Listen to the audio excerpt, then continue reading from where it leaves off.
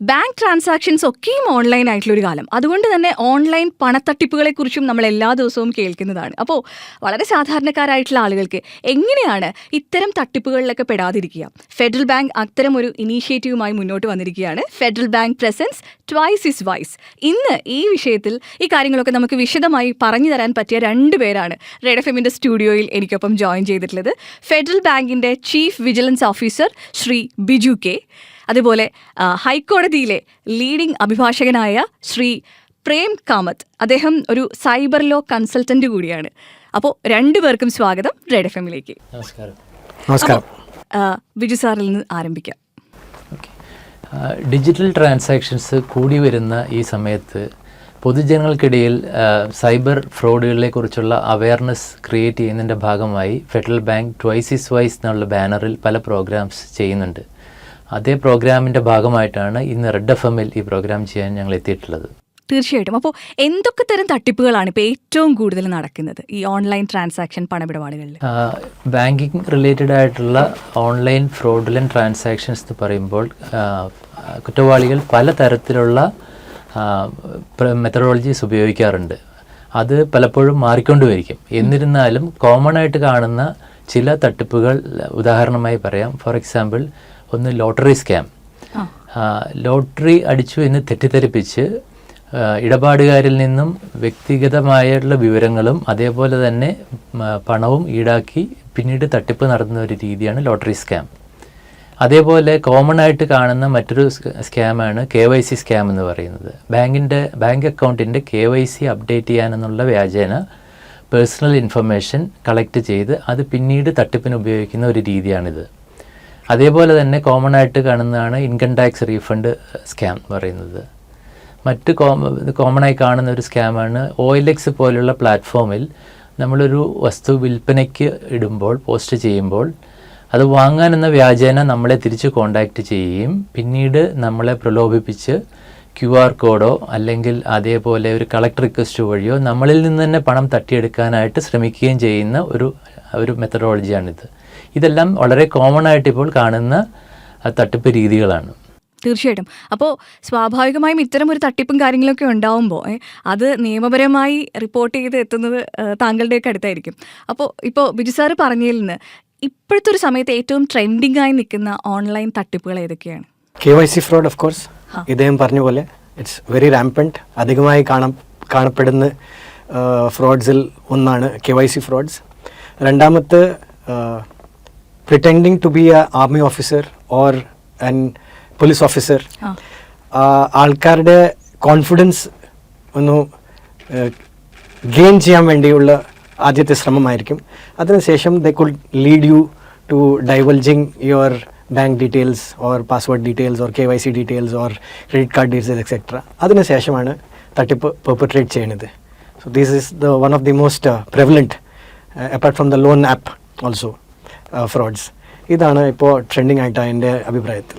Okay. അപ്പോൾ നമ്മുടെ bank അക്കൗണ്ടിൽ നിന്ന് ഏതെങ്കിലും ഒരു തട്ടിപ്പ് സംഭവിച്ചു എന്ന് അറിഞ്ഞാൽ പിന്നെ നമ്മൾ ഉടനെ ചെയ്യേണ്ട കാര്യം എന്താണ്? തട്ടിപ്പ് നടന്നു എന്ന് നമ്മൾക്ക് തോന്നുന്നുണ്ടെങ്കിൽ ഏറ്റവും ആദ്യം ചെയ്യേണ്ടത് ആ ബാങ്കിൽ കോൺടാക്റ്റ് ചെയ്ത് ഈ വിവരം അറിയിക്കുക എന്നുള്ളതാണ്.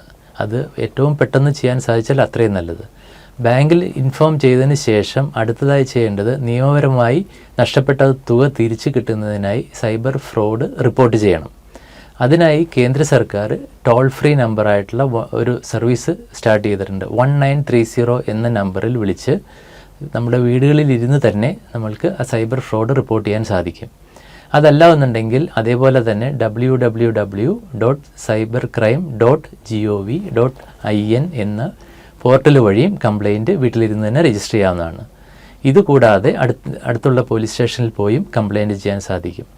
എത്രയും പെട്ടെന്ന് കംപ്ലയിൻറ്റ് രജിസ്റ്റർ ചെയ്യുന്നതും അതേപോലെ തന്നെ ഏറ്റവും കൃത്യമായ രീതിയിൽ ഇൻഫർമേഷൻ ആ കംപ്ലയിൻറ്റിൽ ഉൾപ്പെടുത്തുന്നതും നഷ്ടപ്പെട്ട തുക തിരിച്ചു കിട്ടുന്നതിന് കൂടുതൽ സഹായകരമായിരിക്കും. തീർച്ചയായിട്ടും. അപ്പോൾ ഇതിനകത്ത് സമയം എന്ന് പറയുന്നത് വളരെ പ്രധാനപ്പെട്ടൊരു സംഗതിയാണല്ലേ. അപ്പോൾ ഇതിൻ്റെ ഒരു ലീഗൽ ആസ്പെക്റ്റിലേക്ക് വരുമ്പോൾ ഇതേപോലെ നമ്മുടെ ബാങ്ക് അക്കൗണ്ടിൽ എന്തെങ്കിലും ഒരു തട്ടിപ്പ് സംഭവിച്ചിട്ടുണ്ടെങ്കിൽ ഇത് എത്ര വേഗത്തിലാണ് നമ്മൾ പരാതിപ്പെടേണ്ടത് അല്ലെങ്കിൽ നിയമപരമായിട്ടൊക്കെ നീക്കേണ്ടത്? ഒരു ടഫ് ക്വസ്റ്റ്യനാണ്. ഒരു victim is basically shaken. When വിക്ടിമിന് മനസ്സിലാവുമ്പോൾ ഇങ്ങനത്തെ ഒരു ഫ്രോഡിൻ്റെ ഫ്രോഡിൽ ഞാൻ വിധേയമായി എന്ന് മനസ്സിലാക്കുന്ന സമയം it's totally shaken. When the victim is shaken, wisdom is totally destroyed. So my first suggestion or opinion would be, first calm down and understand that you have become a victim. Don't need to panic. If you panic, you cannot think. After that, as idham parnju pole, the first thing you should do is contact the bank.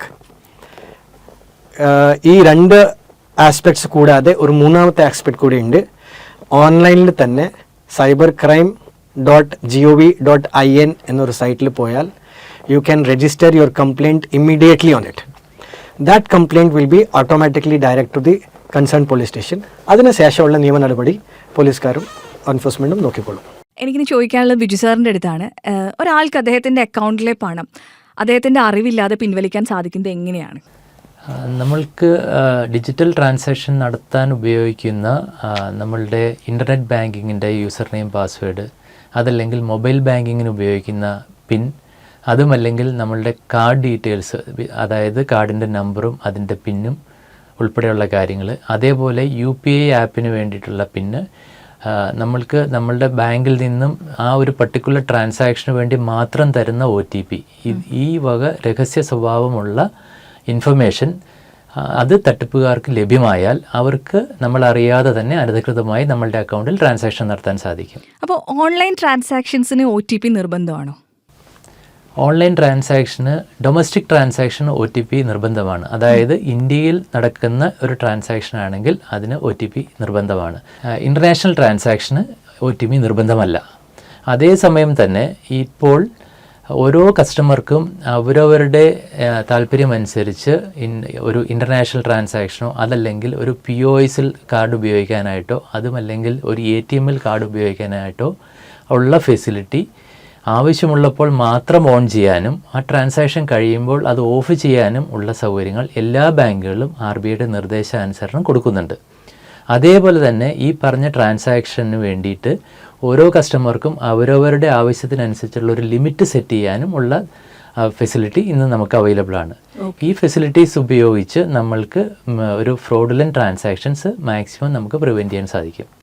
Aadhaar OTP share ചെയ്യുന്നതിൽ എന്തെങ്കിലും risk ഉണ്ടോ? Aadhaar OTP ഉപയോഗിച്ച് ഇന്നത്തെ കാലത്ത് ഡിജിറ്റലായിട്ടുള്ള പല ട്രാൻസാക്ഷൻസും പല സേവനങ്ങളും banking സേവനങ്ങളും കസ്റ്റമേഴ്സിന് ഉപയോഗിക്കാൻ പറ്റും. ഫോർ എക്സാമ്പിൾ, ഒരു അക്കൗണ്ട് ഓപ്പൺ ചെയ്യുന്നതിന് ആധാർ നമ്പറും ആധാർ OTPയും മതി ഇപ്പോൾ. അതേപോലെ തന്നെ ഒരു ക്രെഡിറ്റ് കാർഡിന് അപ്ലൈ ചെയ്യാനോ ഒരു പേഴ്സണൽ ലോൺ അവൈൽ ചെയ്യാനോ ഒക്കെ ഈ ആധാർ OTP ഉപയോഗിച്ച് സാധ്യമാണിന്ന്. അപ്പോൾ അതുകൊണ്ട് ആധാർ OTP നമ്മൾ മറ്റുള്ളവരുമായി ഷെയർ ചെയ്താൽ അതൊരു തട്ടിപ്പ് നടത്തുന്ന ഒരാൾക്കാണ് ലഭ്യമാവുന്നതെങ്കിൽ അയാൾക്ക് അത് ഉപയോഗിച്ച് നമ്മളുടെ പേരിൽ ഒരു അക്കൗണ്ട് ഓപ്പൺ ചെയ്യാനോ അതേപോലെ തന്നെ ഒരു ക്രെഡിറ്റ് കാർഡോ അല്ലെങ്കിൽ ഒരു പേഴ്സണൽ ലോണോ ഒക്കെ എടുക്കാനോ സാധിക്കും. ഈ അക്കൗണ്ടുകൾ വഴി നടത്തുന്ന ട്രാൻസാക്ഷൻസിൻ്റെ പൂർണ്ണ ഉത്തരവാദിത്തം ആ ആധാറിൻ്റെ ഉടമയ്ക്ക് തന്നെ ആയിരിക്കുകയും ചെയ്യും. അതാണ് അതിൻ്റെ അകത്തുള്ളൊരു ദോഷവശം. അപ്പോൾ ഒരു ബാങ്ക് അക്കൗണ്ട് നമ്മൾ ഓപ്പൺ ചെയ്ത് അത് മറ്റൊരാളിന് ഉപയോഗിക്കാൻ കൊടുക്കുന്നത് ശരിയായിട്ടുള്ളൊരു കാര്യമാണോ? തീർച്ചയായിട്ടും അല്ല. നമ്മളുടെ പേരിൽ നമ്മളുടെ ഐഡൻറ്റിറ്റി വെച്ചിട്ടൊരു അക്കൗണ്ട് ഓപ്പൺ ചെയ്ത് കഴിഞ്ഞാൽ ആ അക്കൗണ്ടിൻ്റെ പൂർണ്ണ ഉത്തരവാദിത്വവും ആ അക്കൗണ്ടിൽ നടക്കുന്ന ഓരോ ട്രാൻസാക്ഷൻ്റെ ഉത്തരവാദിത്വവും ആ അക്കൗണ്ടിൻ്റെ ഉടമയ്ക്ക് തന്നെയാണ്. നമ്മളത് മറ്റൊരാൾക്ക് കൊടുത്തു കഴിഞ്ഞാൽ അയാൾ ചെയ്യുന്ന ഓരോ ട്രാൻസാക്ഷൻ്റെ ഉത്തരവാദിത്വം ആക്ച്വൽ അക്കൗണ്ടിൻ്റെ ഉടമയ്ക്ക് തന്നെയായിരിക്കും. അതുകൊണ്ട് ഒരിക്കലും അത് ചെയ്യാൻ പാടില്ല. അത് പലപ്പോഴും ഇപ്പോൾ അക്കൗണ്ട് അതിൻ്റെ മാനേജ് ചെയ്യാനുള്ള കാര്യങ്ങളൊക്കെ ഷെയർ ചെയ്യുന്നുണ്ടല്ലോ. അപ്പോൾ അങ്ങനെ ചെയ്യുന്നതുകൊണ്ട് വരുന്ന പ്രശ്നങ്ങളൊക്കെ എന്തായിരിക്കും? അങ്ങനെ ഉപയോഗിക്കാൻ പാടില്ല. അങ്ങനെ ഉപയോഗിക്കുമ്പോൾ വരുന്ന റിസ്ക് എന്ന് പറഞ്ഞാൽ, ഫോർ എക്സാമ്പിൾ, ആ അക്കൗണ്ട് ഇപ്പോൾ ഒരു മണി ലോണ്ടറിങ് പർപ്പസിന് ഉപയോഗിക്കുകയാണെങ്കിൽ അതിൻ്റെ എല്ലാ നിയമപരമായിട്ടുള്ള എല്ലാ പ്രൊസീഡിങ്സും ആ അക്കൗണ്ട് ഓണർ തന്നെ ബെയർ ചെയ്യേണ്ടതായിട്ട് വരും. ഇപ്പം എൻ്റെ അക്കൗണ്ടിലെ ഫണ്ടിൻ്റെ സോഴ്സ് അത് ഞാൻ ബാങ്ക് അധികാരികളോട് പറയണം, അതിന് ലയബിൾ ആണോ? തീർച്ചയായിട്ടും. കാരണം ബാങ്കുകൾക്ക് റിസർവ് ബാങ്കിൻ്റെ നിർദ്ദേശാനുസരണം ആ കസ്റ്റമറെ അറിയണം, ആ കസ്റ്റമർ ചെയ്യുന്ന ട്രാൻസാക്ഷൻ ആ കസ്റ്റമറുടെ പ്രൊഫൈലിനനുസരിച്ചുള്ളതായിരിക്കണം എന്ന് എൻഷുർ ചെയ്യണം എന്നുണ്ട്. അപ്പോൾ നോർമലി കസ്റ്റമർ പറഞ്ഞിട്ടുള്ളതിൽ നിന്നും ഒരു ഹ്യൂജ് ഡിഫറൻസ് വരുന്ന രീതിയിലുള്ള ട്രാൻസാക്ഷൻസ് വന്നാൽ അതിൻ്റെ സോഴ്സിനെ കുറിച്ച് ബാങ്ക് അധികൃതർക്ക് ചോദിച്ച് വ്യക്തമാക്കേണ്ട ആവശ്യമുണ്ട്. അതിൻ്റെ ഭാഗമായിട്ട് ബാങ്ക് ഉദ്യോഗസ്ഥർ കസ്റ്റമറെ കോൺടാക്റ്റ് ചെയ്യാനുള്ള ചാൻസ് ഉണ്ട്. അത് ചോദിക്കുമ്പോൾ വ്യക്തമായ മറുപടിയും അതിനനുസരിച്ചുള്ള പ്രൂഫും നൽകേണ്ട ബാധ്യതയും കസ്റ്റമർക്കുണ്ട്. UPI ആപ്സ് വഴി പണം സ്വീകരിക്കുമ്പോൾ പിൻ നമ്പർ കൊടുക്കേണ്ടതാണോ? UPI ആപ്പിൽ പിൻ കൊടുക്കേണ്ട സാഹചര്യങ്ങൾ എന്ന് പറഞ്ഞാൽ ഒന്നുകിൽ UPI ആപ്പിൽ ലോഗിൻ ചെയ്യുമ്പോൾ, അതല്ലെങ്കിൽ മറ്റൊരാൾക്ക് നമ്മൾ പൈസ കൈമാറുമ്പോൾ, അതുമല്ലെങ്കിൽ നമ്മളുടെ അക്കൗണ്ടിൻ്റെ ബാലൻസ് അറിയാൻ. ഈ 3 സാഹചര്യങ്ങൾ മാത്രമേ UPI ആപ്പിൽ പിൻ നൽകേണ്ടതുള്ളൂ. വേറൊരാളിൽ നിന്നും നമ്മൾ പണം സ്വീകരിക്കുമ്പോൾ സ്വീകരിക്കുന്ന ആൾ ഒരു കാരണവശാലും പിൻ കൊടുക്കേണ്ട ആവശ്യമില്ല. അതിലൊരു തട്ടിപ്പുണ്ട്. അപ്പോൾ നമ്മൾ ഈ ബാങ്ക് ഇടപാടുകൾക്കൊക്കെ പബ്ലിക് വൈഫൈ ഉപയോഗിക്കുന്നതിലെ വലിയ റിസ്ക് എന്താണ്? പബ്ലിക് വൈഫൈ ഉപയോഗിച്ച് ബാങ്കിങ് ട്രാൻസാക്ഷൻസ് ചെയ്യുന്നത് ഒരു റിസ്ക് തന്നെയാണ്. കാരണം പബ്ലിക് വൈഫൈ എന്ന് പറയുമ്പോൾ അതിൻ്റെ അകത്ത് എത്രമാത്രം സെക്യൂരിറ്റി ഉണ്ടെന്നുള്ളത് നമ്മൾക്ക് എൻഷുർ ചെയ്യാൻ പറ്റില്ല. അപ്പോൾ സെക്യൂരിറ്റി കുറയുന്നു മീൻസ് നമ്മൾ ആ ട്രാൻസാക്ഷൻ്റെ സമയത്ത് കൊടുക്കുന്ന രഹസ്യ സ്വഭാവമുള്ള പല ഇൻഫർമേഷൻ, ഫോർ എക്സാമ്പിൾ നമ്മളിപ്പോൾ ഒരു ഇൻ്റർനെറ്റ് ബാങ്കിങ് വഴി ആണ് ഈ വൈഫൈ കൂടെ ചെയ്യുന്നതെങ്കിൽ ഇൻ്റർനെറ്റ് ബാങ്കിങ്ങിന് ഉപയോഗിക്കുന്ന യൂസർ നെയിം, പാസ്വേഡ്, അങ്ങനെയുള്ള മറ്റ് അക്കൗണ്ട് നമ്പർ, പല കാര്യങ്ങളും ഒരു പക്ഷേ നിരീക്ഷിക്കപ്പെട്ടേക്കാം.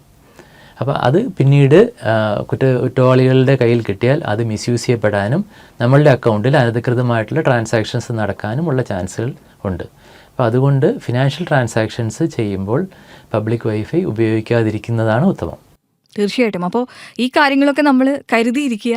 ഇതൊക്കെ നമ്മുടെ ഡേ ടു ഡേ ലൈഫിൽ ഈ കയ്യിലിരിക്കുന്ന ഫോണിലൂടെ എപ്പോൾ വേണമെങ്കിലും സംഭവിക്കാവുന്നൊരു കാര്യമാണ്. അപ്പോൾ അതിൽ നമ്മൾ വിജിലൻ്റ് ആയിട്ടിരിക്കുക എന്നുള്ളതല്ലേ. Thank you sir, thank you so much. അപ്പോൾ എനിക്ക് സൈബർ ലോ കൺസൾട്ടൻറ്റിൻ്റെ അടുത്താണ് അടുത്ത കാര്യങ്ങളൊക്കെ ചോദിക്കാനുള്ളത്. അതായത് വേറൊരാളിൻ്റെ പണം നമ്മുടെ ബാങ്ക് അക്കൗണ്ട് വഴി റൂട്ട് ചെയ്യുന്നതിലെ പ്രശ്നങ്ങൾ എന്തൊക്കെയാണ്? That's a very vast question. ഇപ്പോൾ ഇദ്ദേഹം പറഞ്ഞ പോലെ പണം അക്കൗണ്ടിൽ വന്ന് പെടുമ്പോൾ obviously bank has a right to ask in the source എവിടെയാണ്, how was that amount coming to you, ട്രാൻസാക്ഷൻ്റെ ഡീറ്റെയിൽസ് എന്താണ്.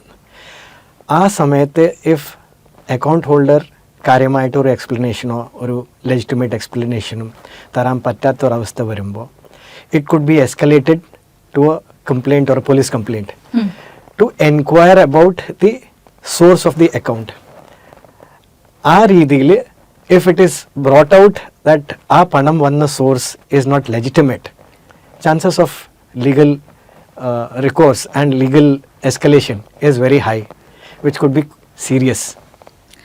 സോഷ്യൽ മീഡിയ പോസ്റ്റുകൾ സാമ്പത്തിക തട്ടിപ്പുകൾക്ക് ദുരുപയോഗം ചെയ്യാൻ സാധ്യതയുണ്ടോ? Very rampant. അധികമായിട്ട് കാണപ്പെടുന്ന രീതികളിൽ ഒന്നാണ് ഈ രീതി. ഇപ്പോൾ ഒരു സോഷ്യൽ മീഡിയ യൂസർ അവരുടെ ദിനചര്യ ചില സമയത്ത് ഇങ്ങനെ പബ്ലിക്കായിട്ട് എക്സിബിറ്റ് ചെയ്യാറുണ്ട്. ഫോർ എക്സാമ്പിൾ, ഞാനിപ്പോൾ ഇന്ന സ്ഥലം വരെ പോവാം, അവിടുന്ന് ഞാൻ ഇത്രയും മണിക്ക് ഇന്ന സ്ഥലത്തിൽ പോവും, അവിടുന്ന് ഞാൻ അവിടുന്ന് എൻ്റെ ഫ്രണ്ടിൻ്റെ കൂടെ ഇന്ന സ്ഥലത്തിൽ പോവും. റൂട്ട് മാപ്പ് കൊടുത്ത് ലൊക്കേഷൻ കൊടുത്ത്. അപ്പോൾ എനിക്ക് പറയാനുള്ളത്, we should look at it as a real life scenario. ഇപ്പോൾ റിയൽ ലൈഫിൽ വിൽ വി ഈ കാര്യങ്ങളൊക്കെ ഞങ്ങൾ പരസ്യമായിട്ട് പറയുമോ? തീർച്ചയായിട്ടും ഇല്ല. അറ്റ് ദ സെയിം ടൈം ഓൺലൈനിൽ we tend to say it out with the feel that we are safe. So when we are careful real ലൈഫിൽ ഇത് നമ്മൾ പരസ്യമായിട്ട് പറയാത്തൊരു അവസ്ഥ നമ്മൾ ബോധവാനായ അതേ അലേർട്ട്നെസ് ഞങ്ങൾ ഓൺലൈനിലും പാലിക്കണം. അത് ഇല്ലെങ്കിൽ it could escalate into various types of crimes and you could be a victim. തീർച്ചയായിട്ടും. ഇപ്പോൾ പ്ലേ സ്റ്റോറിൽ നിന്നും ആപ്പ് സ്റ്റോറിൽ നിന്നും അല്ലാതെ ആപ്സ് ഒക്കെ ഇൻസ്റ്റാൾ ചെയ്യുന്നതിലെ റിസ്ക് എന്താണ്?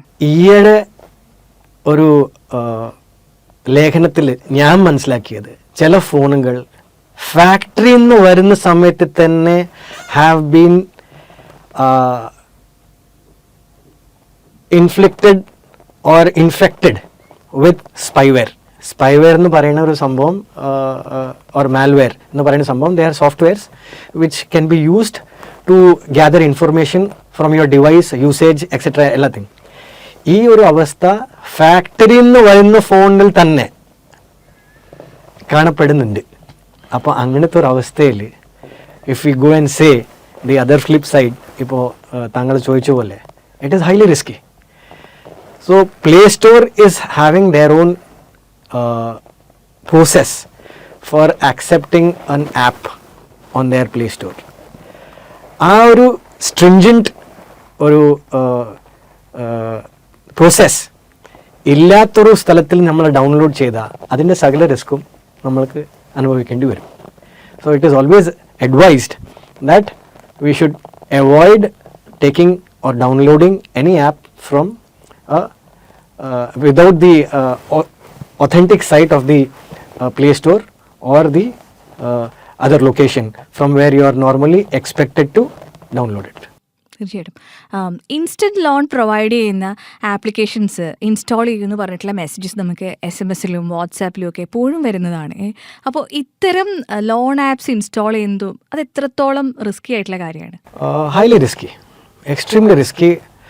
റിസ്കിൻ്റെ ഒരു if I can give an extent, user മനസ്സിലാവും പോലും ഇല്ല that the device has been compromised. App download ചെയ്യുമ്പോൾ സ്ക്രീനിൽ നമ്മൾ കാണുന്നത് it might be only an app, but behind screen what the software works on and what it is basically prompted to do എന്ന ഭാഗങ്ങൾ സാധാരണ മനുഷ്യർക്കോ യൂസറോ എന്താ ഈവൻ എനിക്ക് പോലും അറിയില്ല. It is very difficult to understand. But the risk is, once you download, probably your device is compromised. ഈ compromise എന്ന് പറയുന്ന ചെറിയ വാക്കാണെങ്കിൽ അതിൻ്റെ ഒരു depth on impact could be very high.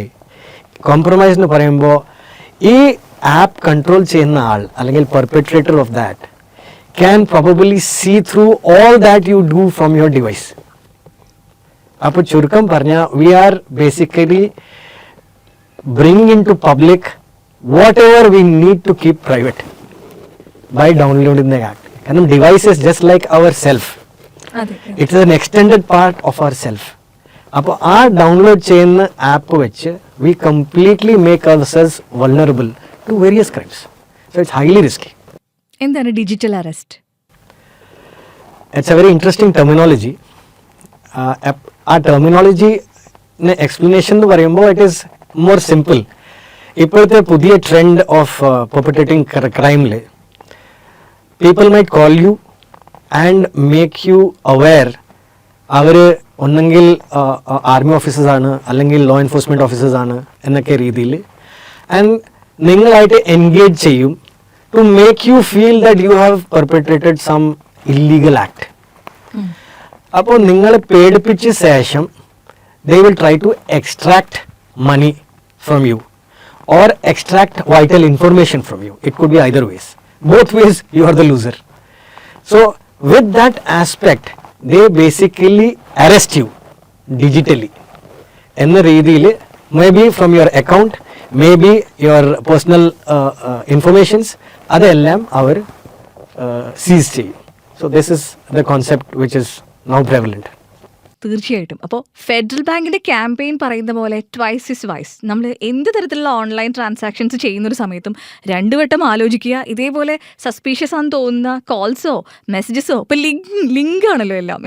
അപ്പോൾ അത്തരം കാര്യങ്ങളിലൊക്കെ ക്ലിക്ക് ചെയ്യുന്നതിന് മുന്നേ തന്നെ ഒരു വട്ടം കൂടെ ഒന്ന് ആലോചിക്കുക. രണ്ടു വട്ടം ആലോചിക്കുക എന്ന കാര്യം തന്നെയാണ് ഇവർ നിരന്തരമായി നമ്മളെ ഓർമ്മിപ്പിച്ചുകൊണ്ടേയിരിക്കുന്നത്. അപ്പോൾ തീർച്ചയായിട്ടും ഈ പറഞ്ഞ കാര്യങ്ങളൊക്കെ പാലിക്കുകയാണെങ്കിൽ ഒരു വിധത്തിൽ നമുക്ക് ഈ ഒരു ഓൺലൈൻ ട്രാൻസാക്ഷൻ മേഖലയിൽ വലിയ പ്രശ്നങ്ങളില്ലാതെ പോകാൻ പറ്റും എന്ന് വിചാരിക്കുന്നു. അപ്പോൾ രണ്ടുപേർക്കും ഒരുപാട് നന്ദി. Thank you so much. Thank you.